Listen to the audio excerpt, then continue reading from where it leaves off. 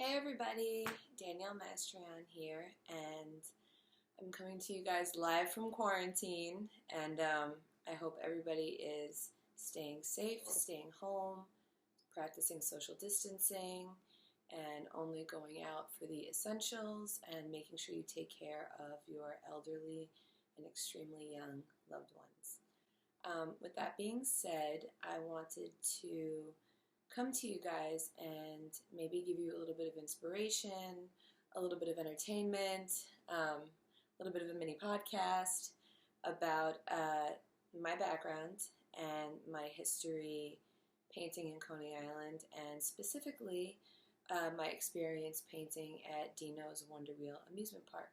And I want to give a big shout out and thank you to the entire Vourderis family and to Stacy Vourderis, the heart and soul of that amusement park, for asking me to reach out to you guys today. So with that being said, some of you may know me as a mural painter and a street artist, and I've been painting murals for about 8 or 9 years now, and my biggest concentration of mural work is in my home neighborhood of Coney Island.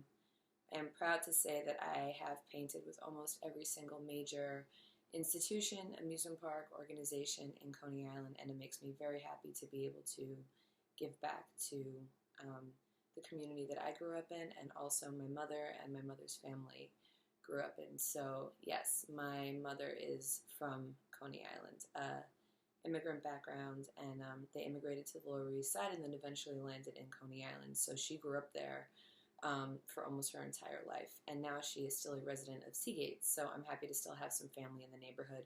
I grew up close by in Sheepshead Bay, but I grew up hearing my mother's stories and having her always bring me to Coney Island from the time I was very little. And some people remember, some people don't.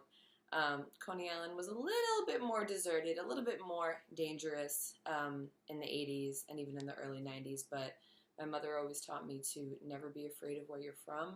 Home is home, that there's a reason for everything happening, and to understand it rather than be afraid of it, and to also embrace it. So I grew up embracing the old Coney Island. I grew up embracing the history, some of the more decaying buildings, the old rides versus some of the newer ones. I grew up with her taking me on the original B&B carousel on Surf Avenue. You know, I grew up going on the Cyclone. I grew up going on the Wonder Wheel. And of course, I remember days and nights at the original Astroland. So I have a very deep love for old Coney Island and the history. But with that being said, I also have a huge love for what is going on now with Coney Island. And that's why I'm so happy and honored to be doing a lot of artwork for Denos for their 100th anniversary.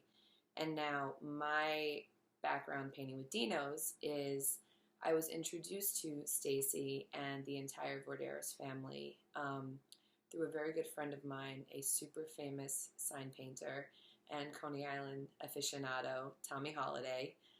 For those of you that aren't familiar with Tommy's work, he did the Greetings from Coney Island mural that you see when you get out of the train at Stillwell Avenue, and he's been doing sign painting in Coney Island for as long as I can remember. So he had an incredible relationship with the Vourderis family and with Stacy. He had done some sign painting with them before, so Stacy had approached him about doing a big intro mural for their walkway from the West 10th Street side. And he brought me onto the project and another super famous old school Coney Island sign painter, Sam Moses, who's been painting for decades in Coney Island. And Sam taught Tommy, Tommy taught me. So I want to always give a shout out to my mentors. And the three of us collaborated on the entry mural, and it featured a graphic of the Wonder Wheel, the slogan, "Go Up, It's Great," and some of their historic rides, like the Spook-A-Rama ride, with the famous Side of the Cyclops that was outside of the ride, and also the new Stop the Zombies ride. So it was a really fun project. And from there, I developed a very close and very good relationship with Stacy, which I cherish today. And she has asked me to do little murals around Denos Wonder Wheel Park, but the biggest project so far has been me painting for the Spook-A-Rama ride for the 100th anniversary of the Wonder Wheel. of course, for this upcoming season, they want the park to be spruced up. So she asked me to do a series of interior murals inside of the original Spook-A-Rama, which I began about 2 months ago, and it's been an ongoing project. And now a little bit about my history with the Wonder Wheel. So a little bit about my history with Denos is I grew up going to Denos. My mother would always bring me, like I said, to Astroland or to Denos. And the very first time I rode the Wonder Wheel, I remember she took me on, and it was the swinging car. And I didn't know that it was the swinging car. And I just remember the second it launched off, I thought my life flashed before my eyes. But I wasn't scared. I was more like thrilled. And I thought that the view of Coney Island, the view of New York City, the view of the ocean, it was one of the most incredible and highest up views I had ever been in my entire life. And my mother had shared stories with me that one of the first times she met her uncle who had come in from Poland, he took them all to Coney Island multiple times because they were living in the neighborhood. And she remembers bringing him on, or him bringing her on, and riding on the Wonder Wheel with my great uncle in his short time when he came to visit in Brooklyn in the 60s. So that's a nice memory.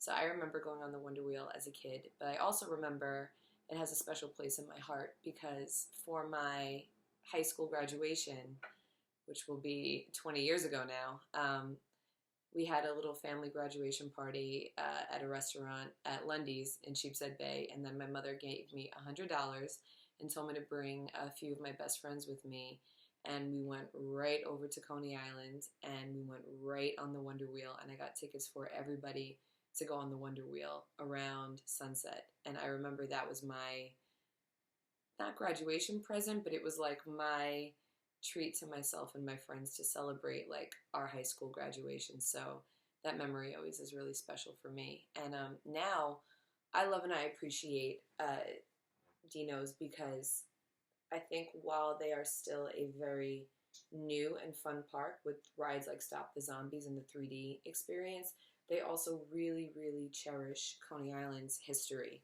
So if you take a walk through Denos, you will see the original Astroland rocket, which they had salvaged and brought back from from a scrapyard in Staten Island and fixed it up and installed it inside the park.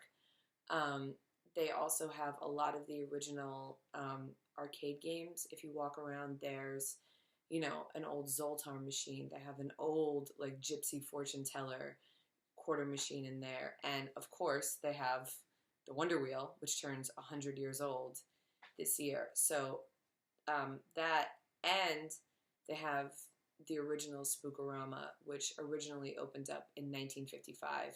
And it's one of the last few remaining of the original dark rides in the entire country. That is still remaining and up and running. So there's new rides, but there's a lot of history in that park. And I feel when I walk through there, number one, you can tell that this is run by a family. It has a family feel. It has a family vibe. It has a very personal experience. They know their customers. They say hello. They remember everybody's name. They remember their regulars.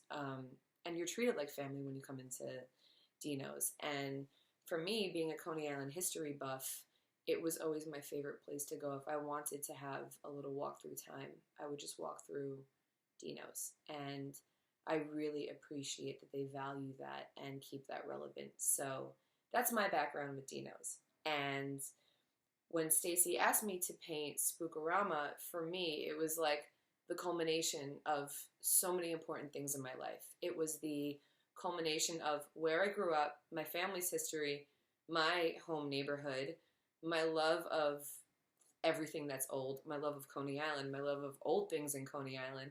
And I'm also a little bit of a horror fan, so I tend to like dark rides and haunted rides and things of that nature. So this was right up my alley, and I felt like it was my almost duty to give back to a place that has made so many millions of people happy and is like permanently embedded in my upbringing in Brooklyn as a kid.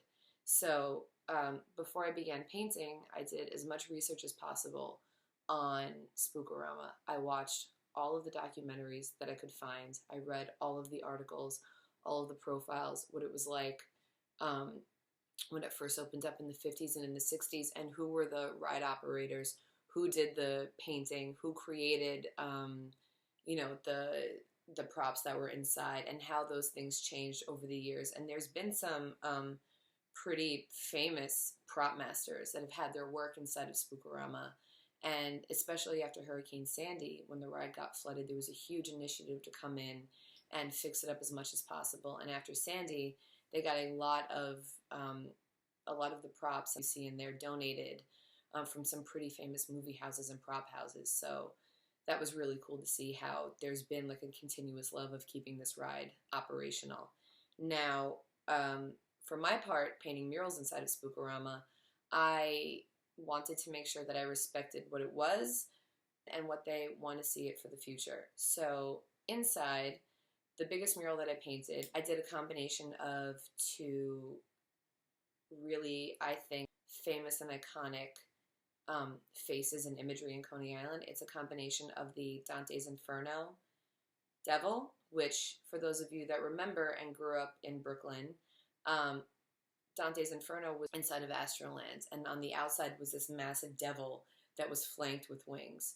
And then also the famous Coney Island face, which you can see a version of it on the shirt that I'm wearing now from Made in Brooklyn Co. And you will see this face all over Coney Island. It is the Tilly face, also the Coney Island face. It's the original rendering of George C. Tilley's face, and it was the original logo for Steeplechase Park, one of the first and one of the biggest amusement parks in Coney Island. And you will see this rendering all over Coney Island, different versions of it. So the mural features a combination of the Tilly face and the Astroland Dante's Inferno face, so two historically relevant Coney Island imagery with a bunch of wild flames in the background, and I am going to put some black light paint on it so that when you come through the ride, it's going to really pop out at you. So that was the biggest one that I wanted to do, and it's almost kind of like, for those who know, they know, and for those who don't, will hopefully just see it as a really cool, scary mural on the wall. And the other murals that I painted inside, I wanted to give a shout out and a throwback to 1980s horror movie posters, horror graphics, heavy metal graphics. I kind of feel like that's the era and the vibe of Spook-A-Rama that I remember. I remember going on Spook-A-Rama in the 80s. So the imagery and the props that were in there just reminded me of this vibe that I wanted to put on the wall. So when you guys go inside, you're going to see there's a cemetery scene, there's a face scratching through the wall, there's going to be a 3D hallway in it, and all of it is going to have black light paint on it. So it should be really fun to go through and see the new murals inside of there. So thank you all for tuning in. Thank you all for listening. If anyone has any questions, I would be down to do a Q&A or respond to your questions in the comments. And I want to also give a big shout out to one of my biggest inspirational figures. Behind me, you'll see one of my paintings, and actually a print of one of my paintings, and a painting by the famous Marie Roberts, who is an incredible woman, and she is the resident sign painter of Coney Island, USA. She does almost all of the sideshow banners down in Coney Island and has for a very long time. I've learned a lot from her. I'm lucky to own one of her beautiful mermaid paintings, and I always want to support other artists that have inspired me so that I can hopefully inspire future artists. So if you're home, if you're bored, pick up that pencil, follow a YouTube video, maybe take an online drawing class, and everybody stay healthy, stay safe, stay inside, 6 feet social distancing if you can, and we're all going to get through this, guys. So thank you for tuning in. Bye-bye.